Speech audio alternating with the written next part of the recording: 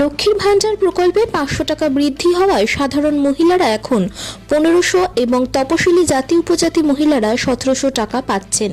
পাশাপাশি আশাকর্মীদের ভাতা 1000 টাকা বাড়ানোয় খুশির সুর শোনা গেল দক্ষিণ 24 পরগনার বজবজ 2 নম্বর ব্লকে। ব্লক বিডিও অফিসের সামনে পঞ্চায়েত সমিতির সভাপতি বুচান ব্যানার্জির উপস্থিতিতে আশাকর্মী, আইসিডিএস কর্মী ও সাধারণ মহিলাদের উদ্যোগে মিষ্টি মুখ ও সবুজ আবির খেলার আয়োজন করা হয়, যেখানে একদিকে সল্টলেকের স্বাস্থ্য ভবনের সামনে আশা কর্মীদের বিক্ষোভে রাজ্য উত্তাল, ঠিক তখনই বজবজ 2 নম্বর ব্লকে তার সম্পূর্ণ বিপরীত ছবি। ভাতা বৃদ্ধি ঘিরে আনন্দে মেতে উঠে উৎসবের আবহে মিষ্টি মুখ ও আবির খেলায় অংশ নেন আশা কর্মী ও সাধারণ মহিলারা। আশা কর্মীরা আমাদের হয়ে বা যারা অঙ্গনারী সেন্টারের যারা আছেন তারা আমাদের হয়ে, এই পশ্চিম বাংলার মানবিক মুখ্যমন্ত্রীর হয়ে এবং অভিষেক বন্দ্যোপাধ্যায়ের মডেল ডায়মন্ড হারবারের হয়ে সবাই সেদিনকে কাঁধে কাঁধ মিলিয়ে করোনা পেশেন্টদের বাড়ি বাড়ি গেছেন এবং আমাকেও আপনারা টিভির মাধ্যমে এবং আমাকে আপনারা প্রত্যেক দিন দেখেছেন। আমি নিজে 45টা বডি নিজে পিপি ড্রেস পরে তাকে ছেড়ে চলে গেছে। চকমানিকে একটা মা তার ছেলে মারা গেছে, রাস্তায় অ্যাম্বুলেন্স নামিয়ে দিয়ে চলে গেছে।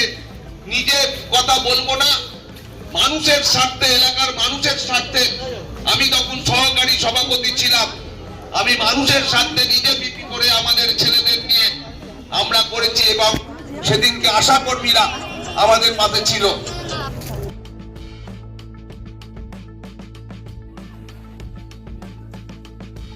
আমি আশা বিথিকা সামন্ত বলছি, আমাদের মাননীয় মুখ্যমন্ত্রী আমাদের যে 1000 টাকা মাইনে বাড়িয়েছে তাতে আমরা খুব উপকৃত, ওনার উপরে সন্তুষ্ট। মাননীয় মুখ্যমন্ত্রীকে অসংখ্য ধন্যবাদ। আমাদের এই যে স্যালারি যেটা আমাদের অনারিয়াম বাড়িয়েছে এর জন্য আমরা খুবই খুশি, এর জন্য আমরা খুবই আনন্দিত। আমরা দিদিকে সবসময় চাই, দিদিকে সবসময় পাশে পাই, তার জন্য আমি খুবই গর্বিত। আমি এই কথাই বললাম। আপনার নাম? আমার নাম মঙ্গলা বেরা, নস্করপুর গ্রাম পঞ্চায়েতের নেহিয়া গ্রামের 126 নম্বর বজবজ 2 নম্বর ব্লক বাড়িয়েছে, সে থেকে আমরা খুব ধন্যবাদ।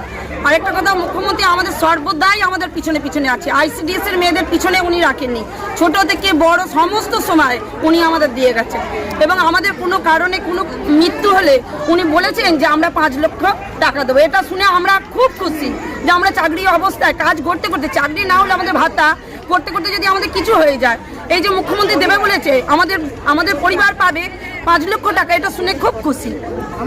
আপনার নাম?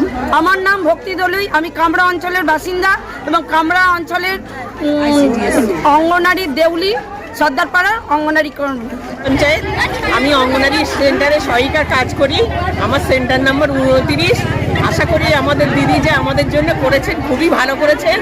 এইবার আমাদের সবার কাছে একটাই অনুরোধ যে দিদিকে যেন বিপুল ভোটে যেন আমরা সবাই মিলে জয়ী করতে পারি। আপনার নাম? আমার নাম আমিনা বিবি।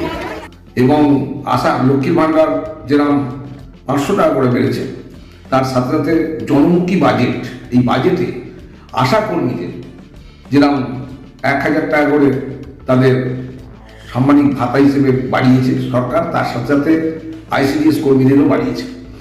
সবচেয়ে বড় ব্যাপার, এই আশা কর্মীরা যারা আন্দোলনমুখী, আমি যে কথাটা বলতে চাই, যারা এই আশা কর্মীরা যেখানে দেখছেন স্বাস্থ্য ভবন ঘিরছে এবং তারা আন্দোলন করছে, এবং সেই জায়গায় দাঁড়িয়ে আমার বজবজ 2-এর আশা কর্মীরা রাজ্য সরকারের মানবিক মুখ্যমন্ত্রী মমতা বন্দ্যোপাধ্যায়ের বাজেটকে মেনে নিয়েছেন এবং তারা খুশি।